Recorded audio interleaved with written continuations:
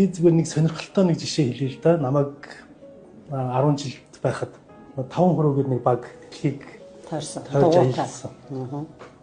Тэрний Америкт аялал дотор бид нар Америкт ажиллаж исэн нэг Монгол эрдэмтний гэрт очиж ажил дээрсэн сурвалжлаа авч ирсэн. Тэр хүн цагаан улган дээр иммунологийн судалгаа хийдэг гэж хүн гарч ирсэн байхгүй. Тэр хүн бол Ариа доктор. Яг би тэгж бодчихсон. Яг тэгж асуучихсан байхгүй. Тэр чинь Illinois байсан уу те?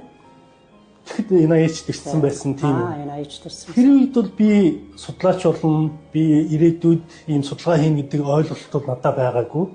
Гэхдээ тийм монгол хүн тэнд тийм судалгаа хийгээ явж гин гэдэг мэдлэг тэр мэдээлэл минь тархинд яагаад ч үлдсэн. Тэ?